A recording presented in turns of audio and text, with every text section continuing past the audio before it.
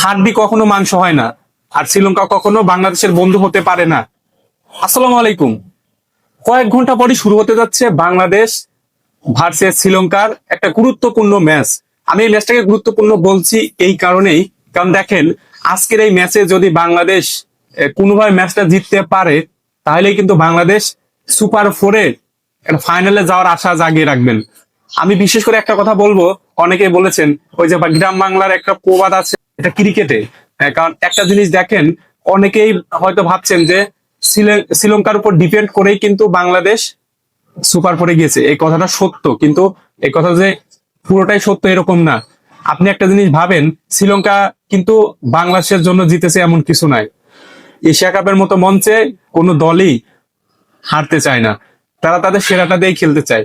তারা তাদের দিক বিবেচনা করে ম্যাচটা জিতেছে এবং তারা ভালো খেলেছে অবশ্যই বলতে হয়। এবং সেই তাগিদেই কিন্তু বাংলাদেশ আজকে সুপার ফোরে শ্রীলঙ্কার সাথেই খেলবে। একটা কথা আছে যে তারা আমাদের উপকার করেছে, ঠিক আছে, কিন্তু তারা তাদের স্বার্থের জন্য উপকার করেছে। তারা ম্যাচটা জিতেছে, এটা তাদের প্লাস পয়েন্ট। বাংলাদেশের জন্য তারা ম্যাচ জিতেছে, এটা কখনোই না। আর একটা কথা মাথায় রাখবেন, আজকে যদি আমি বলি যে আজকের ম্যাচে কারা ফেভারিট, আমি যদি ওভারঅল বলি আজকের ম্যাচে আমি শ্রীলঙ্কাকে এগিয়ে রাখবো। যদিও আমি বাংলাদেশের একজন নাগরিক, আমি বাংলাদেশকে সাপোর্ট করি, মনের প্রাণে সাপোর্ট করি, তবুও কিন্তু আমি শ্রীলঙ্কাকে এগিয়ে রাখবো। আমি এই কারণেই শ্রীলঙ্কাকে এগিয়ে রাখবো।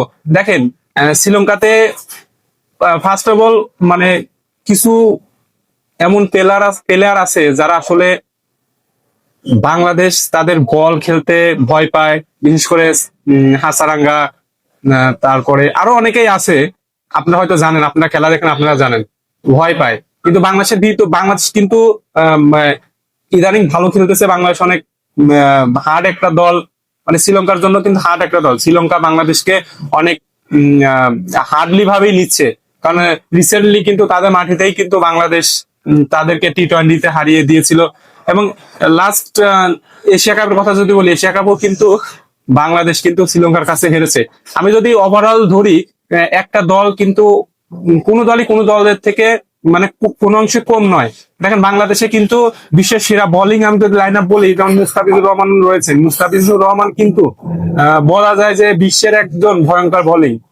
তিনি তার বোলিং ফিগার সম্পর্কে আসলে বলার কিছু নেই, সবাই আপনারা জানেন।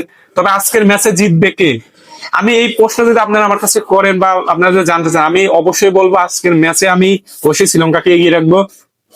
আর বাংলাদেশও আসলে অনেক ভালো দল, বাংলাদেশেরও সামর্থ্য আছে শ্রীলঙ্কাকে হারাবার এবং অনেকবার হারিয়েওছে।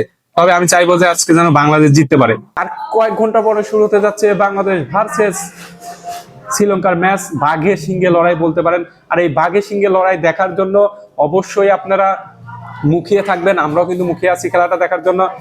তবে দোয়া করি বাংলাদেশ যেন প্রথম ম্যাচ উইন হইতে পারে এবং সুপার ফোরে কিন্তু যেন বাংলাদেশ ফাইনাল খেলতে পারে, বাংলাদেশ যেন কাপ নিতে পারে, এটা প্রত্যেকটা সমর্থকের চাওয়া।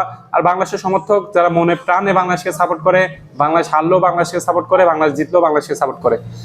সর্বশেষ আমি বলতে চাই যে বাংলাদেশের জন্য শুভকামনা রইল, বাংলাদেশ যেন আজকে ম্যাচে উইন হইতে পারে। আর আমি একটা কথা বলে রাখি, এটা হচ্ছে আমার ইউটিউব চ্যানেল, এটা আমার ফার্স্ট ভিডিও।